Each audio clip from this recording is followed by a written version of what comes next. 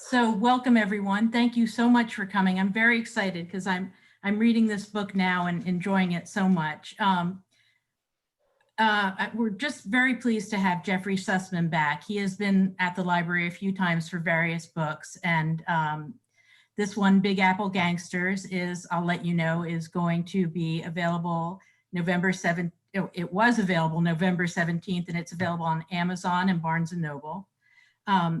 Big Apple Gangsters is Jeffrey Sussman's 15th work of nonfiction, and it's had glowing reviews. His last book, which he spoke about at our library, was Boxing and the Mob, The Notorious History of the Sweet Science, which I also highly recommend. In addition to being an author, Mr. Sussman is the president of Jeffrey Sussman, Inc., a marketing and public relations firm. And I think that's all there's to be said. And I'll turn you over now to Jeffrey Sussman. Thank you so much. Thank you, Jocelyn.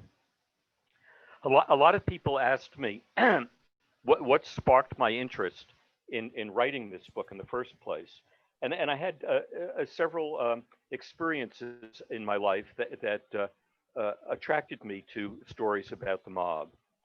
One was when I was 13 years old, my father introduced me to an uncle of his named Irving K. And Irving K was a bootlegger who in 1935 was indicted but not tried for the murder of Dutch Schultz. And that was my first introduction to someone regarding the mob. In the late 1950s, when I was a teenager, I used to work at one of my father's clothing factories. He had two clothing factories, one in Queens, one in Brooklyn, and he would have me work there on Saturday mornings, usually from about 9 to 1. And my job consisted of things that were rather menial, sweeping up the floor, gathering scraps of cloth that could be sold and reused. And but I also used to bring up heavy bolts of cloth from the basement, and those bolts of cloth were then unrolled and put on what was called a cutter's table, and dress patterns were put over those, and a cutter would cut out the dress patterns. One day while I was coming up the stairs from the basement, I heard my father and another man yelling at each other, and they were yelling quite violently. And when I got to the top of the stairs, I looked over and I saw my father. He had both fists clenched, and he looked like he was about ready to punch this man. When my father was a young man, he had been an amateur boxer, so it was entirely in keeping with his history that he could have hauled off and punched this man. And eventually he said to the man, "Get the F out of here." And the man raised his hand and pointed his index finger at my father like a gun. And he pressed his thumb a couple of times as if he was pulling a trigger. And he said, "We're going to get you, you son of a bitch." And the guy left. At 1 o'clock, my father closed the factory and we drove home. And sitting in the car, I asked my father, "What was that all about?" And he said, "That was a notorious gangster named Johnny Dio, who ran illegal trucking companies for the Teamsters Union, and also ran illegal unions that focused on people in the garment industry." And he said that he wanted to unionize my father's workers and get my father to hire his trucking company. My father kept putting him off, and nothing was happening. And about a week later, I graduated from junior high school, and my parents took me out for dinner. And when we came home, our kitchen had been wrecked. Someone had broken into our home. They turned over the refrigerator. The contents were all over the kitchen. Milk, juice, honey, whatever it was all over the ceilings, the walls, the floor. And it wasn't until sometime after that I found out that was a warning to my father that he better cooperate, or worse was yet to come. Now, my mother had a cousin whose name I'm not going to mention because he has children and I don't want to embarrass them. but he was a man who operated an Italian grocery store in the Corona section of Queens with his brother during the 1930s. And they would take turns going to law school. One would go one semester and the other would go the other semester. And the one who wasn't going to school would operate the grocery store. And most of their customers were either Italian immigrants or the children of Italian immigrants. And most of them worked in construction and they lived paycheck to paycheck.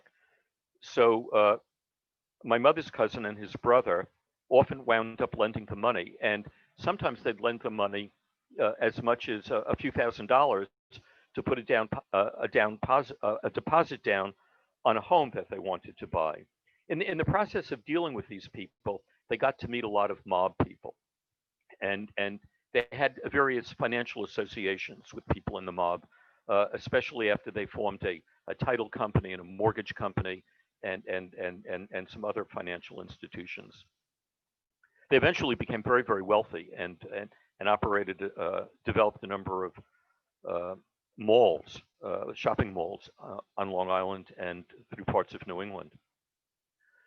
But before they became very, very wealthy, my mother's cousin was arrested for torching a building in the Bronx. And he was arrested for that. He lost his law license. His photograph was on the front page of a newspaper called the Daily Mirror, which doesn't exist anymore. And he was let off in handcuffs. My father paid his bail, and they had been very good friends. He was a very interesting, very nice man. And he was beholden to my father for that. And my father went and spoke to him about the problems he was having with this gangster, Johnny Dio. And my mother's cousin said that he would try to negotiate a deal.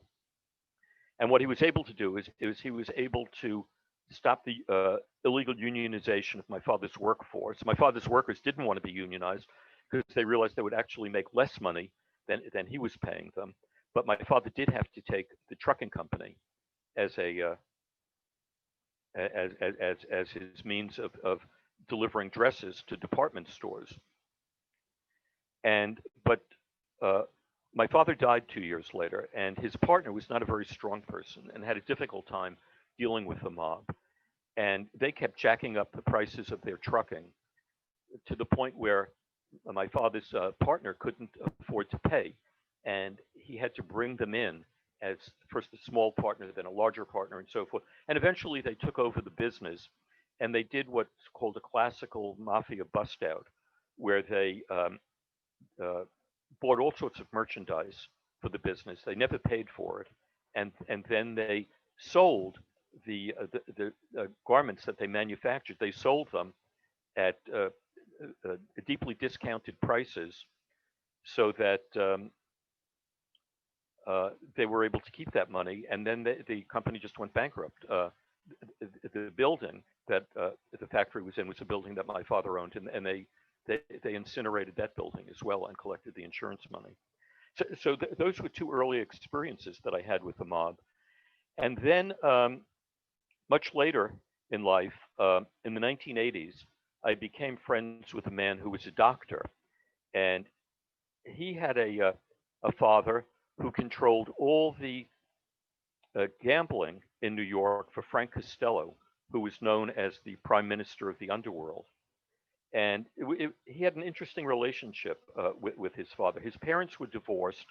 His father was very rich and lived in the penthouse of the Sherry Netherlands Hotel, while his mother was a seamstress and lived in a modest apartment in Brooklyn. He didn't see his father very often. His father would give him a lot of money whenever he did see him. But once in high school, his father and Frank Costello showed up at his school in a very elegant Cadillac limousine and drove him up to Saratoga to the races and introduced him to Meyer Lansky. And they gave him several $100s to bet on the horses, and he lost all of it. And he said he felt very angry about that afterwards because he could have given the money to his mother, who would have benefited from it. The other story he told me, which was very interesting, is that when he graduated from high school, he called Frank Costello because he wanted to take his date to the Copacabana nightclub, and Frank Costello owned the Copacabana nightclub. And Frank said, fine. He made sure that this doctor, he wasn't a doctor then, got a front row seat in front of the stage with his date. Frank Sinatra was performing that night. And when the evening was over, he asked for a check, and they told him that the evening was already paid for, that he didn't have to do anything. So that was what kind of interested me in the mob, and I became fascinated by it. So let me start from the beginning where my book starts. It starts with a man named Arnold Rothstein, who was the first person to organize crime in the United States. In New York, prior to Arnold Rothstein, there had been many ethnic gangs, Jewish gangs, German gangs, Irish gangs, Italian gangs. They often fought with each other, and they worked on behalf of politicians, usually to try to affect the outcome of local elections. When Arnold Rothstein came along, he said to four young proteges who began working for him. The four young proteges were they were young men at the time: Meyer Lansky, Lucky Luciano, Bugsy Siegel, and Frank Costello. And he said, "We're going to organize crime. We're not going to be fighting each other. We're not interested in ethnic or religious differences. The only thing that we care about is making money. And by organizing crime, we'll be able to fix the price of everything. We'll be able to control who the distributors are, and we'll all make a lot of money." And that's exactly what they did. And Arnold Rothstein was assassinated in 1928 in a card game at the Sheraton Hotel on 7th Avenue by a killer operating for Dutch Schultz, because Dutch Schultz and Arnold Rothstein had a disagreement about prohibition. So Arnold Rothstein's four proteges took over the organized crime in New York. And at the time, there were only two mafia families in New York. One was run by a man named Joe the Boss Masseria, and the other was run by a man named Salvatore Maranzano. Both of them were very narrow-minded and old world, and they disliked the fact that they had to deal with anyone who wasn't a Sicilian. It was bad enough that Frank Costello wasn't a Sicilian, and that some of the people he was dealing with were from Calabria, and Masseria and Maranzano thought this was terrible. Even worse for them was that they were dealing with Jews, Meyer Lansky and Bugsy Siegel.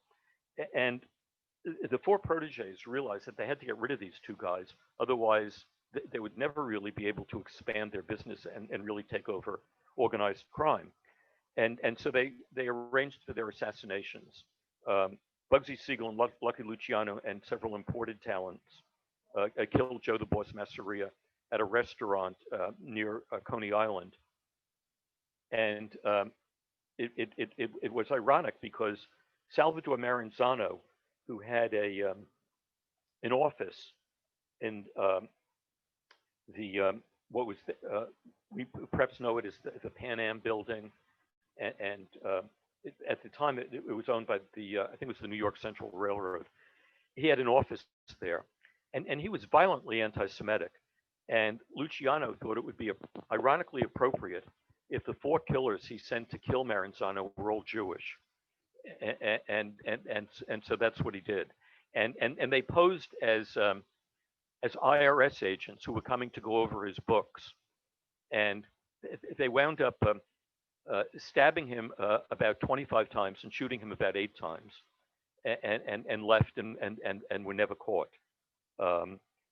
Some of those men who were involved in that murder in later years were members of a group called Murder Incorporated, which was on retainer to the mob, and every time they killed someone, they got a special bonus.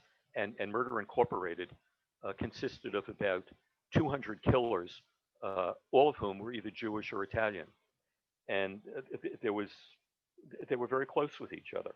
And you know, speaking of closeness, Lucky Luciano and Meyer Lansky were like brothers. They finished each other's sentences. They did whatever they could to be helpful to one another. And it's interesting the difference between the ultimately what as these in future generations, what was interesting about the Italian and the Jewish mobsters is that the Italian mobsters wanted their children, their sons rather, to continue in the family business and build a dynasty, whereas the Jewish gangsters wanted their sons to become doctors, lawyers, accountants, and various professionals. Now, there are also a lot of myths about people connected to the mob and different celebrities and so forth. I'm a big fan of Frank Sinatra, but he's a man who has been totally misrepresented in terms of his power and control and his connection to the mob. And I just want to tell you a few stories that are not too well known. In 1958 or 1959, when Sinatra was already quite a big star, he was having dinner in a restaurant in New Jersey on the Palisades. And across the dining room was Meyer Lansky having dinner with his daughter. And Frank went over to say hello to them, and he accidentally spilled a pitcher of water on Meyer Lansky's daughter's lap. Well, he dropped to his knees, and he grabbed a cloth napkin, and he started wiping off the water that had fallen onto Meyer Lansky's daughter's lap. And someone said that the look on Meyer Lansky's face was of such hardness that his eyes had gone from gray to black orbs. And Sinatra looked as if he was really very intimidated by this. But they remained friends. Meyer Lansky arranged for, there was a big meeting, it was 1946 and 1947 in Cuba, and it was to honor Lucky Luciano and decide how he would profit from what the mob was doing. And Frank Sinatra was deputized to bring $1 million in an attaché case to Luciano. He was given $1 million by the Fischetti brothers in Chicago. And the reason they gave it to Sinatra is they figured because he was a celebrity, no one would stop to ask him what was in the attaché case. But when the mob had their meeting in Havana, they wouldn't let Sinatra participate in any of this. He was excluded from it. He was just there for entertainment. And he, when the dinner was over, he sang for them. Now, Meyer Lansky owned a pair of casinos in Havana, and he wanted Sinatra to come frequently and entertain there. And to make it easier for Sinatra or give him more of an incentive to come, Meyer Lansky gave Sinatra the concession for the marina at one of his hotel casinos there. Now there's one other story about Sinatra that I got from a man who's in the mob and whose father was in the mob. This man was the casino manager of the Sands Hotel. And Sinatra used to perform there quite often. And when he wasn't performing, he would often gamble there. And one night, he wanted a $50,000 line of credit.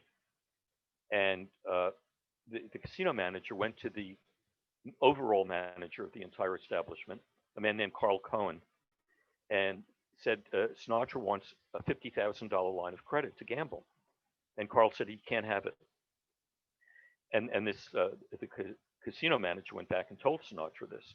Well, Sinatra was furious, and he demanded to see Carl Cohen. And Carl said, "Tell him I'll meet him in the coffee shop of the Sands Hotel," which he did. And Sinatra was in a rage and screaming and yelling. And he called Carl Cohen a dirty Jew. And Carl Cohen picked up Sinatra by his collars and punched him in the face and knocked out his forefront upper teeth. And he was bleeding so badly from his mouth that the manager had to drive him to a dental surgeon to have his mouth sewn up. And then Sinatra flew back to Los Angeles, and he called this man's father, who was the biggest bookie in the Northeast. And he also called Sam Giancana, who was a mob boss in Chicago. And he said he wanted Carl Cohen killed. and they said to him, "You can't have him killed. He's one of us. He's a member of the mob, and you're just an entertainer." He said, "He's one of us. You're not one of us. You're an entertainer. And look who signs your checks. Even though they're big checks for $250,000, Carl Cohn is the one signing your checks. You can't touch him. He's protected." So I thought these stories were very interesting to me about a celebrity, because we think of Frank Sinatra as somebody who had power within the mob, and he didn't. He had power in the entertainment industry, and a great deal of power. And as this fellow who managed the Sands casino said to me, he said, if Frank Sinatra wanted to get a strike against one of the movie companies, let's say Paramount, and he wanted a strike against the people who did the scenery, he could probably arrange that. But he couldn't do anything that impacted the business that the mob was involved in. So another interesting a person in the mob was a man named Louis Lefke Bookholder, who, with a man named Albert Anastasia, ran Murder Incorporated. But Lefke also was ran all the garment industry unions, and he siphoned off millions and millions of dollars from these unions, and he would extract money from companies by pretending that he was preventing them from being struck by various unions. He would go to unions and say that he would help them to win a strike, and they would have to pay him enormous sums of money. Well, as part of his work for Murder Incorporated, he ordered the murder of a man who had been a trucker, and Lefke had driven him out of business, because Lefke also controlled all the trucking unions in the garment industry. And this man wound up opening a candy store in Brooklyn, and he said that he was going to testify Thomas Dewey was running an investigation into Murder Incorporated and the illegal unions in the garment center, and this man said that he would testify against Lefke. Well, as soon as Lefke heard this, he ordered that the man should be killed, but he issued the order in front of two witnesses, and those two witnesses wound up testifying. Well, one of them got to testify. There were two men. One was named Abe Rellis, and the other was named Albert Tick-Tock Tannenbaum. And Abe Rellis was put under police custody at the Half Moon Hotel in Coney Island, and he was guarded by 6 policemen who one night threw him out the window 6 stories below and killed him. And there was a joke in the Mafia that Abe Rellis was a canary because he wanted to testify against the mob, and they said he was a canary who could sing, but he couldn't fly, and that ended his life. But they weren't able to get rid of Albert Tick-Tock Tannenbaum, and he wound up testifying against Lefke. And Lefke was tried and convicted and sentenced to death. He is the only mob boss who was executed in the United States. He was executed in Sing Sing prison in the electric chair. Now, also, there's very little that the public knows about the black gangsters who played a very dominant role in the numbers game and the distribution of heroin in Harlem. And the first one of those was a man named Bumpy Johnson. He was called Bumpy because he had some bumps on the back of his head. And he became quite wealthy and was then eventually caught and sent to prison. And he was followed by a man named Leroy Nicky Barnes, who was actually featured on a cover story of the New York Times Magazine. And that so incensed Jimmy Carter, who was president at the time, that he had his attorney general indict Barnes as a drug dealer. And Barnes was tried, and I think he was sentenced to 20 years in prison. When he got out of prison, he decided to reform his life, and he actually went straight. And for the rest of his life, he died recently. For the rest of his life, he worked as a clerk in one of the big box discount stores in the Midwest and drove a little used car. This was a man who used to have Maseratis and Rolls Royces and Cadillacs and all sorts of other fancy cars. Um, there was a man who brought the blacks into the mob was a gangster named Crazy Joey Gallo, who was serving time in prison with Leroy Nicky Barnes, and he was the one who taught Nicky Barnes how to distribute drugs and make a lot of money from that. Gallo was an interesting man because he was one of the people who assassinated Albert Anastasia, who had taken over one of the mob families, and he did it with his brothers, and it was done in a barber shop of a fancy hotel on West 57th Street. And he would joke afterwards that he and his brothers were the barbershop quartet because they killed Anastasia in a barbershop. And he also arranged for the murder of Joe Colombo, who was head of the Italian American Civil Rights Organization, modeled on the Anti-Defamation League. Except it was really a joke. I mean, all they did was collect money from Italian businesses and use it to feather their own nests. But Joey Gallo had a fight with Joe Colombo when he got out of prison. He wanted money, and Colombo wouldn't give it to him, and he wouldn't give him back his old territories. So he arranged for Joe Colombo to be killed. But one of the things that he did is, because of his connection with black gangsters, he hired a young black gangster to be the trigger man. And there was a rally of the Italian American, I guess, Anti-Defamation League in Columbus Circle.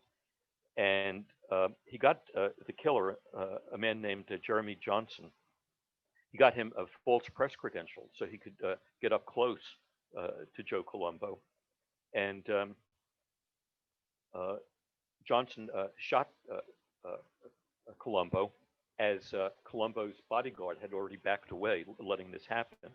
But then once Colombo was shot, Colombo's bodyguard quickly ran into the crowd and shot Jeremy Johnson probably 30 seconds after he had shot Colombo, which was typical of the mob. I mean, they'll hire thuggish shooters and then kill the shooter so that the shooter can't testify against them. There are also, I assume that probably all of you or most of you have seen the movie The Godfather, and there are a lot of myths that came out of that movie as well. One of the primary myths that came out of that movie is that the mob doesn't deal in drugs. The mob has always dealt in drugs, and at the highest levels. Mob bosses invest millions and millions of dollars in the distribution of cocaine and heroin and other drugs. And Lucky Luciano was deeply involved in that, even from Italy, where he had been deported by Thomas Dewey. And so that was one of the myths that grew out of The Godfather, that the mob doesn't deal in drugs. Drugs is an enormous source of income for them. They don't like it when low-level people deal in drugs because the jail sentences can be very harsh. And if a low-level person is caught and sentenced to a long prison term, that person might flip and testify against a higher up. So they prefer that whatever is being done with drugs is being done at a much higher level. Now, there was also a character in The Godfather named Sollozzo, who wanted to kill the character that Marlon Brando was playing. And the reason he wanted to kill him is because Marlon Brando wouldn't let him deal drugs, which is absurd. Brando, the character, Vito Corleone, would have taken a large cut of money and said, go ahead and do it. But Sollozzo also said he needed Vito Corleone's political contacts. Well, the mob always has political contacts because politicians are bought and sold all the time. And if Sollozzo wanted political contacts, all he had to do was go out and get them. He didn't have to kill Vito Corleone in order to get these contacts. And another myth that came out of the Godfather was that when an attempt was made on Vito Corleone's life, his bodyguard was supposedly homesick. He had called in sick, and that's why he couldn't be there to protect Vito.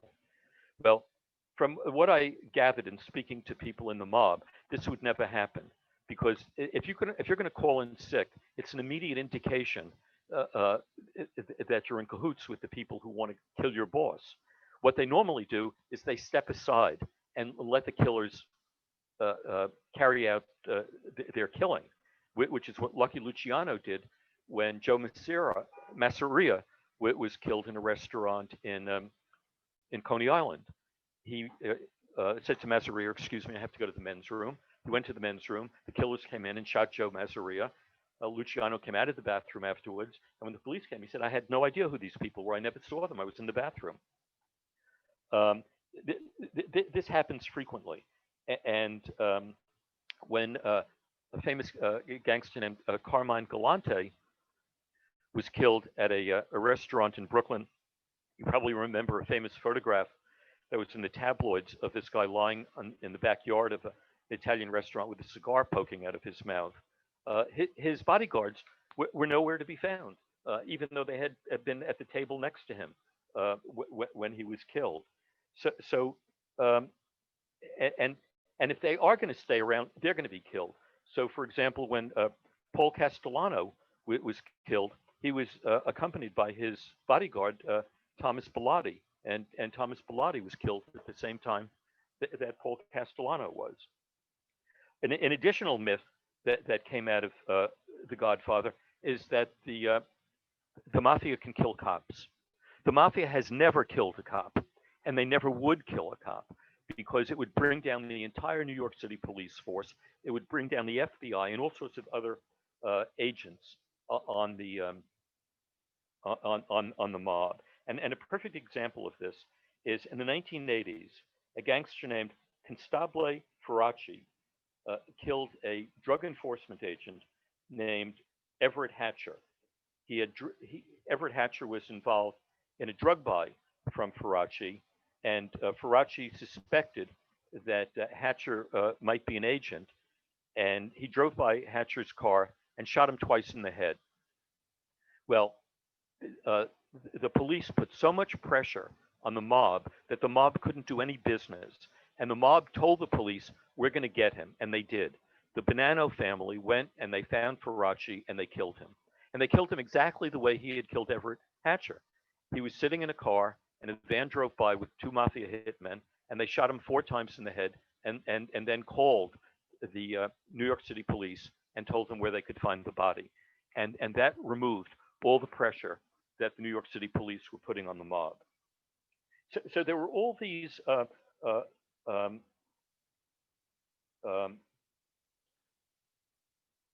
myths that were perpetrated by the Godfather, which are just not true. And also, it makes it seem as if there was a huge gang war where they had to go to the mattresses. And the people I spoke to said they would never do that. It's just too expensive. It's much easier just to kill somebody than to have 2 organizations, hiding from each other and spending months shooting at each other. They're losing millions and millions of dollars doing that. There's no reason in the world that they would do that. Also, mafia weddings, unlike the one in The Godfather, would be very closed affairs. The public would not have any awareness of this. They would not be invited. There would not be any public figures there. It would all be very, very private. And finally, there's a character based on Meyer Lansky who shot in Godfather 2. Well, Meyer Lansky was never shot by anybody. Meyer Lansky died of old age and was relatively free of any kind of entanglement with the law, though they were after him towards the end of his life for tax purposes. But he died basically before they could do anything. There were also 2 interesting characters, excuse me, that I dealt with in my book. They were known as the Mafia Cops. 2 men named Louis Eppolito and Steve Caracappa.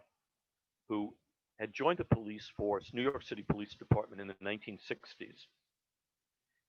They shouldn't have joined the police department because of their history. Louis Eppolito came from a mob family, and Steve Caracappa had a felony conviction. Both of these things would have been red flags and kept them out of the New York City Police Department. But in the 1960s, there were so many demonstrations going on in New York, and the police ranks were rather thin because there had been a lot of policemen who were also over in Vietnam as soldiers. And there were also a number of police killings by various radical groups in New York City at the time. So the police department overlooked a lot of bad people and accepted them as members of the police department.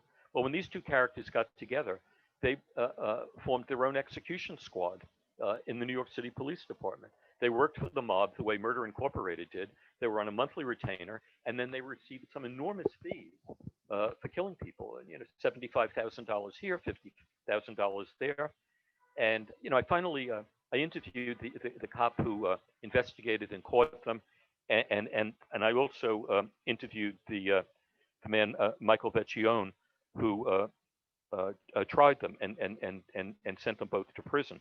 But they wound up killing about 10 or 11 people before they were finally caught. Now there's another interesting mischaracterization of the mob from a movie that's not a mob movie. I don't know if any of you have seen the movie Mississippi Burning, which stars Gene Hackman, and it's about the solving of the case of 3 civil rights workers in, I think it was 1964. Well, in the movie, Gene Hackman is an FBI agent who solves the crime and finds out where these men are buried, and he is rewarded by the FBI for wonderful work. Well, the FBI did not catch these men. A mobster named Gregory, for all the people he killed, was also an FBI informant who was able to protect himself through years and years and years of committing crimes by informing for the FBI. Well, the FBI paid Scarper $100,000 to go to Mississippi and find out who killed these 3 civil rights workers and where their bodies were buried. They had one suspect who they knew was involved in this, a man whose last name was Bird. I think it was B-Y-R-D. And the man worked at an appliance store in a small town in Mississippi. And Greg Scarper went to that small town. He bought a television set from this man and asked him to help him carry it out to his car. The television set was carried to the back seat of the car, and then Greg Scarpa put a gun to the man's head and said, "Get in the car." He then took him to a deserted army base and proceeded to beat him up, but the man still wouldn't reveal any information. So the Scarpa then pulled down the man's pants and his underpants, and he took out a razor, and he said, "You have 5 seconds to reveal the information I want, or I'm going to castrate you." The man quickly revealed the information, and Greg Scarpa solved the crime of the 3 civil rights workers. The FBI was so impressed by this that they then hired him to solve the murder of the head of the local NAACP office who had been murdered, and he solved that crime as well.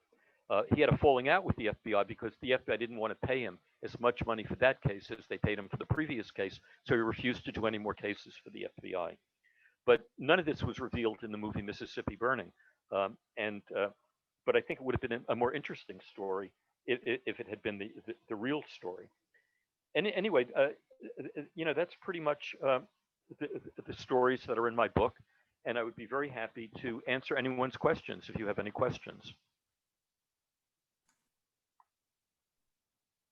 Fascinating, thank you. Do everyone know how to unmute themselves? It's in the bottom left of your screen if you want to click on the little microphone icon to ask a question. Yeah, this is Diane Bradley. So this was fascinating. Thank you. So is this going on? Does this still happen? Yes. I had spoken to a number of criminal defense lawyers who told me that the mob is keeping a very, very low profile. And one of the reasons is because of the RICO statutes. The RICO statutes wound up sending the heads of the five major mafia families to prison for 100 years each. And whereas many mafioso in the past understood that they might go to jail or prison, but it would usually be for 5 or 10 years and maybe less. But no one wants to go to prison for 100 years. And so these people are operating below the radar. And what they're doing, according to what I've been told by these criminal defense attorneys, is that they ask their advice on how to avoid being entrapped under the RICO statutes. So, but they're still deeply involved in a lot of things. They're involved in stock manipulation and fraud. They're involved in real estate. They're still involved in drugs. They're involved in all kinds of offshore things. Wherever there's an opportunity to make a lot of money illegally, they're involved. They're tremendously involved in the food service business. Paul Castellano, who was killed by John Gotti, owned a chain of very famous supermarkets throughout New York, and had interests in other supermarkets, and had an interest in Purdue chickens, and other things. He thought of himself more as a businessman than as a mobster. But yes, they are still deeply involved in illegal activities. Jeffrey, Yes. aren't they still heavily involved in the concrete business? Yes. It was interesting. Sammy the Bull Gravano operated something called the Cement Club of New York. So anyone who was building a building that would cost over $1 million to construct had to deal with Sammy Gravano's company. Every single building that went up in New York. And he dealt with the biggest landlords in New York. And when Donald Trump was elected president, Sammy Gravano said to his daughter, "This country needs a mobster in the White House. This country cannot be run by a legitimate person." And I thought that was interesting, since supposedly Sammy Gravano provided cement to Trump's buildings.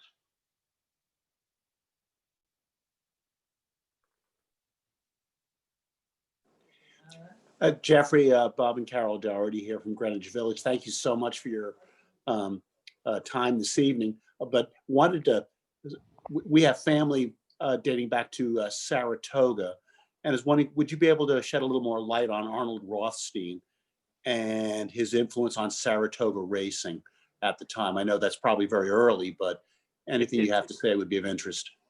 Well, he owned a lot of racehorses there, and he fixed a lot of races.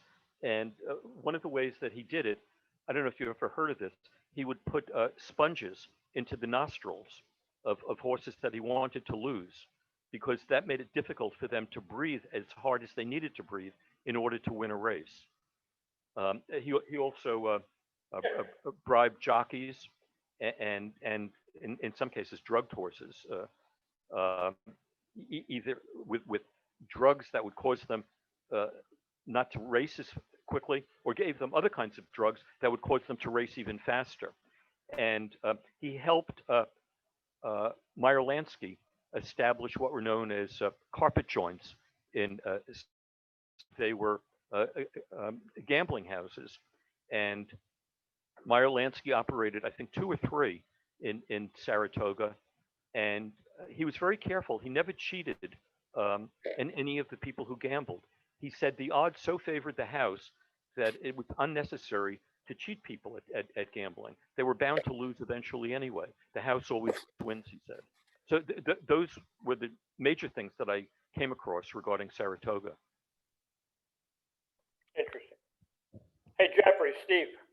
Hi, Steve. That was a terrific summation on your book, and I look forward to reading it. It sounds like a wonderful book. I do have a question, however, that transpires all of the gangsters and mafia people that have ever lived, and it seems like sort of a dead-end profession to go into. Either you end up dead or you end up in jail.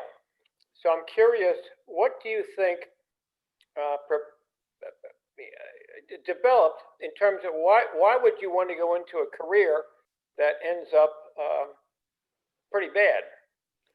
Well, when you start with the first generation of the mob, they were all poor children of very poor immigrants, Right. and they often had to leave school at an early age to help support their families, and they weren't able to earn very much money. I mean, $1 or $2 a week, but crime offered them an opportunity to become very, very wealthy very quickly, especially during Prohibition. All those Prohibition gangsters became multimillionaires, and some of them developed liquor brands that are still around with us today that are now legitimate. I know. Good example. The younger people who go into the mob, they have to consider the consequences. Am I going to spend time in prison? And is there a possibility of being killed? Yeah, those are possibilities, and they go into it fully aware that that could happen to them. But most of the major mob bosses were not killed. Frank Costello died of a heart attack. Meyer Lansky died of a heart attack. Lucky Luciano died of a heart attack. It was only when there were sort of these internecine battles that a boss would wind up getting killed. But by and large, they ran things so smoothly that they didn't have to worry about being killed. And if they went to prison, it was usually for a very short period of time. If they went to prison for 5 years, they probably only served 2.5 years. Yeah, but didn't Giuliani, during his career when he was prosecutor, send the entire family, all 5 families, to lifetime sentences in New York City? The bosses of the 5 mafia families were tried and convicted under the RICO statute, and they were all sentenced to 100 years in prison. Yeah. But that didn't stop the families from existing, and those bosses were quickly replaced by other bosses who remained in the shadows, and those families are still operating, and they're still very profitable today. Really? Giuliani did something that was a great headline grabber, but it had no effect on the operation of the mob, none whatsoever. I mean, he sent 5 people to prison for each for 100 years, and they were bosses, but there were always people waiting in line to take the place of the boss. So, last question: so the mafia, as we knew it, say in the 50s and 60s, is that still going on? Sure. They just keep a very low profile, and there are certain businesses that they may be involved in, that they may not be involved in, but there are a lot of shell companies. For example, it was reported when Meyer Lansky died that he only had $57,000 in a checking account, and he lived in a small ranch house in Hollywood, Florida. Right. Well, Meyer Lansky owned interests in 10 Las Vegas casinos in London, casinos in other parts of the world. But he also owned offshore banks, and he had Swiss bank accounts. So, of course, when he died, he'd like the IRS and everybody else to think that he only had $57,000. He didn't want them coming after his family and all the money that he had assaulted away for all those years. So where did all that money go? I don't know. I would assume it went to his family and to partners. There were so many shell companies that are involved in owning Las Vegas casinos that it's very hard to determine who owns what in the casinos.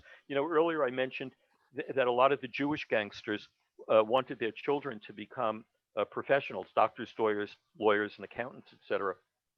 What I didn't mention was that most of the casinos in Las Vegas were owned by Jewish gangsters. Very, very few of them were owned by Italian gangsters, to the point that amongst the mafia, Las Vegas was called Jewtown because there were so many gangsters, Jewish gangsters in Las Vegas.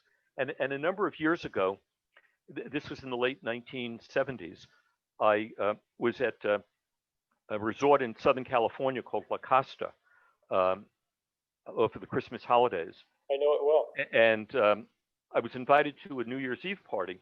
And at this New Year's Eve party, I met a man named Morris Kleinman. And I got to talking with him. He and 3 other partners owned the Desert Inn Hotel and 2 other hotels and casinos in Las Vegas. And they belonged, they had started out with a group called the Mayfield Road Gang, which started out in Cleveland as bootleggers. And they were all Jewish gangsters. And Morris told me that Howard Hughes came into the hotel casino and took over the top 3 floors of the hotel. But because he was Mormon, he never drank and never gambled, and they were losing money on his being there. So they decided that they had to get rid of him. So they went to him one day and they said, you either have to leave or you have to buy the Desert Inn. So he said, how much do you want for the Desert Inn? And they quoted him a price of 4 times what anybody else would have paid for it. And he said, fine, I'll buy it. And so they sold it to Howard Hughes, and then they invested some of that money in La Costa, which was generally financed by the Central States Teamsters Pension Fund, run by Jimmy Hoffa. And he was partnered with a very famous gangster named Mo Dalitz. And Mo Dalitz is celebrated in Las Vegas to this day as one of the biggest philanthropists of the city. I think there's a Mo Dalitz hospital, there's a Mo Dalitz community center, there's a Mo Dalitz synagogue, there's a Mo Dalitz arena, and you know, this guy was one of the early gangsters of Las Vegas. And you, in any film or about Las Vegas, you never see him mentioned. So my other question, as a matter of fact, in the 1970s, Penthouse magazine wrote an article about him, and he sued Penthouse magazine and was able to get the story about him squashed. can I ask one more question? No. Okay. What I find interesting is, and the Gottis are a good example, but how when a parent who is a heavy mafia or mob person, the siblings tend to follow the parent lineage. And how often does that happen? Well, with the Italians, it happens quite a lot. But you know, there's a very interesting another myth that the Gotti family represents. John Gotti's wife is Jewish, and so by Jewish law, John Gotti Jr. would be Jewish. And when you see a movie like Goodfellas, they say that you have to be Italian on both sides of your family, and you have to be Sicilian, otherwise you can't become a member of the mafia. Well, that's not true, as obvious with John Gotti Jr. So there is certainly some semblance that parent to siblings to the family continues. Yeah, the families do continue, but you know, the children of Carlo Gambino were very smart. They decided that though they could have become the boss of the Gambino family, they were much better off being not that high up and still making a lot of money. Thomas Gambino controlled all the trucking businesses, I think it was 7 trucking companies in the garment center, and what was eventually indicted, but managed to get out of the indictment by giving up control of a lot of those trucking companies and then donating $12 million to Long Island Jewish Hospital for a cancer wing. So, I mean, he was a lot smarter than John Gotti, and he lived out his life, as did his brother Joseph Gambino. Amazing. Well, I will just leave this. I'll tell you my personal story with regard to my brush with the mob as you speak. I went to college in Staten Island, Wagner College, and one of my college friends was a fellow by the name of Michael Genovese, and he was the grandson of Vito Genovese in Staten Island. And Michael was a very good guy. He was a good friend. And we stayed in friendship for many, many years. And the last time I saw Michael, he had probably about 7 or 8 years ago, he had set up a money, he loaned money to people that at a store in I think the Bronx. And so he loaned money.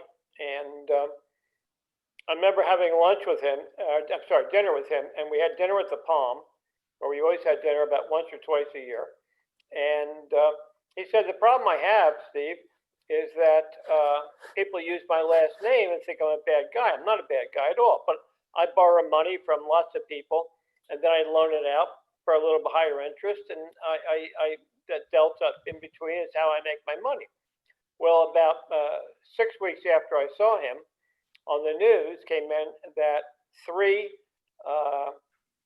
thugs came in and shot him in the head 3 times, 3 bullets in the head, and his partner 3 bullets in the head. And no one ever found out what happened. So, my question is this. So clearly he was, I was just a naive person thinking this guy was a good guy, being a factor, loaning money. But he was clearly involved in the grandfather's business, and the father's business continued, and he got knocked off probably because he couldn't pay the VIG, However, my question is, how often does that happen when a son or a grandson goes clean? What do you think? When they don't go into the mob? Exactly. I mean, some of them do and some of them don't. I mean, it depends. It's also a financial consideration. I've met people whose family was in the mob, and I know one person. He inherited a tremendous amount of real estate, and there was no reason for him to venture into illegal activity. He was making millions from the real estate holdings that had been left to him by his father. So it depends on the family and what they can provide and what they can't provide, and also on the temperament of the child, whether the child is interested in that or not interested. This friend of mine who was the doctor whose father handled the gambling in New York for Frank Costello, he was offered the opportunity to go into the mob. He didn't want to do it. It wasn't of interest to him. He remained friends with a lot of mobsters throughout his life. He had a cousin who was a captain in one of the mafia families, and he said to me, though, that he would never let his cousin into the house because his cousin was a complete psychopath. So it's like any families. They're in some ways they're very normal in terms of what they're going to follow up on. But don't forget, that many people see their fathers as role figures, and they learn from their fathers about careers and opportunities. And if their father is going around killing people and holding up people, the son doesn't know anything else. So that may be what he does. Absolutely. Yep. Okay. Thank you, Jeffrey. Based on all the heart attacks, it seems like being a mob boss is a high-stress business. No, they died in old age of heart attack. Oh. They weren't young men when they died. but from the people that I met when I was interviewing, and some of them were mobsters, they wouldn't admit it. They enjoy life. I mean, they have I must say they have an appetite for enjoying life that's greater than most people. They enjoy eating a lot. They enjoy drinking a lot. They enjoy going out a lot. The men all have girlfriends, even if they're married. They basically seem to have a philosophy that life is short, and you might as well get as much out of it as you possibly can and enjoy it as much as you can. Unfortunately, there's an illegal aspect to a lot of what they're doing, and as nice as some, I was speaking to a friend of mine yesterday whose father owned a bowling alley in Sunset Park, Brooklyn, and the week before his father owned the bowling alley, a guy came in and he said, I see that you have these soda machines, candy machines, and coffee machines, and you don't want them. You want them from a different company. And the father said, but we already took money from these companies. We can't give it back. And they said, give the money back. We'll give you money, and you'll take our machines. Well, this offer came from Crazy Joey Gallo's crew, and they had to take the machines, and they were fine. And eventually they had to hire a bouncer, because this bowling alley was open 24 hours a day, and during most of the evening hours, late evening hours, there were a lot of mobsters who came in to bowl and to drink and have fun. So they had to hire a mobster who was a member of the Joey Gallo crew as their bouncer, and he would take care of making sure that everything ran smoothly. But this fellow said to me, he met Joey Gallo several times, and he was very well spoken, and he was very, very nice. But you knew that below the surface was the threat that he could hurt you if you did something that would was disadvantageous to him. And regarding Greg Scarpa, the guy who uncovered the killers in Mississippi, I interviewed a criminal defense lawyer named Jay Goldberg, who was friendly with Greg Scarpa, and he had a dinner with Greg and his girlfriend several times. And he said Greg was very, very well spoken, very knowledgeable. He knew all about politics and finance and banking and all kinds of things. And he always wore this very beautiful toupee, he said. As soon as he went back to Brooklyn, he took the toupee off and he got involved with his killing schemes again. But he said it was like two different people. Greg Scarpa was a real gentleman. He dressed beautifully. He had beautiful manners. He spoke beautifully. But he could also be a killer. And I don't know how the FBI figured this out, but the FBI figured that he killed about 80 people, which is extraordinary. Well, Jeffrey, that brings up one last question I have. If I can ask that. Could I ask you a question? No. Go ahead. It seems, my question is, it seems like a lot of these thugs, these mob boys, mafia guys, go around when they're mad at someone, they kill them, and they kill many people, and they're never caught. How do you go around killing people and never caught? It seems like they're just going around and getting traffic tickets. It's unbelievable. How do they go around killing 10, 20, 30 people and Sammy the Bull? How many people did he kill? 12 or 15. Yeah, on and on and on. How? Because when they commit their murders, they're very carefully planned out. Let me finish. Why did the police never, ever catch Sammy, as an example, who kills 20 or 30 people? 15. Okay, 15. Oh, just a small amount. But why did they catch him? What's wrong with these people? Because their killings are not impulsive. Their killings are strategic, and they spend a lot of time planning how to do it so that they won't be caught. And this is part of their profession, and they do it very well. Just to give you one example, one of these people said to me, he said, if I were ever caught killing somebody, and they caught the gun, and the police captured the gun, there would be no fingerprints on it, because when I loaded the bullets into the gun, I wore rubber gloves, so my fingerprints weren't on the shell casings, they weren't on the bullets. And the entire time I was handling the gun, I was wearing gloves. So if the police caught me after I shot someone, I would say it was his gun. He tried to attack me. I got it away from him, and in self-defense, I shot him. Yeah. So they're really good at it, I guess. Who knows? But it's their profession. Yeah. Just like your dentist is good at drilling teeth. Thank you, Jeffrey. Any other questions? No, not for me.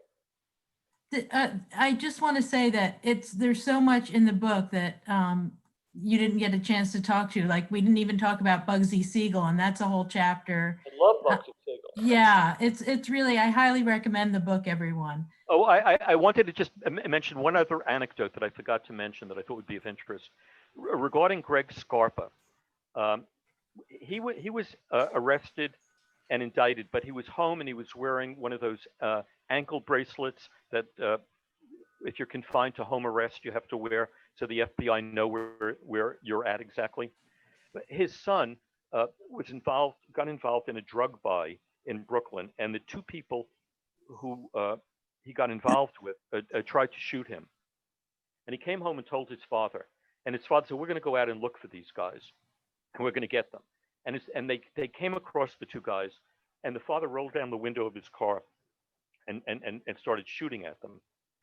One of them returned fire and hit Greg Scarpa in the eye. Greg Scarpa lost the eye. He drove back home. His phone was ringing. The FBI wanted to know why the bracelet was going off. And he said, "Don't worry, I just had to run out to the pharmacy to refill a prescription." In the meantime, he's bleeding profusely out of one eye, and he takes a bottle of whiskey and pours it into his eye socket to sanitize it so he doesn't get an infection. And then his wife drives him to the hospital. Sounds like a great life. Unbelievable. Could I ask a question quickly? Sure. Name's Chuck Tiernan, Shelter Island. I loved your talk.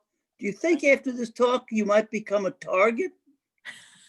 You know, I asked a friend of mine, his name is Tony Solano. He's a former New York City detective who worked in the organized crime strike force and actually surveilled John Gotti. And I have an account of his meeting with John Gotti in my book.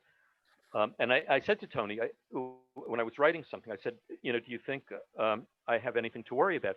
He said, "All you're doing is reporting what these people did." He said, "You're not making fun of them. You're not calling them names. You're not insulting them.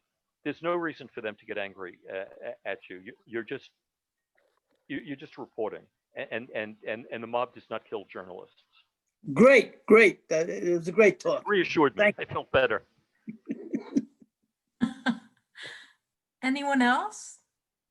Well, Jeffrey, it sounds like a wonderful book, and I read all your promos on it, and it sounds like a great book, and I know I'll be a big fan of it. And you did a tremendous job on the research, and kudos to you. Tremendous. Thank you very much. Thank you. So if you're still entertaining questions, I mean, I just wonder about the mental illness factor. You talk about some of these people and their Jekyll and Hyde. I mean, did you explore that? Yes, I did. I interviewed, this was about 15 or 20 years ago. I interviewed, because I was working on a documentary film at the time, I interviewed a man who was part of the New Jersey organized crime strike force. And he was talking about a man that he had grown up with, who he knew from high school, who became a mobster in Newark, New Jersey.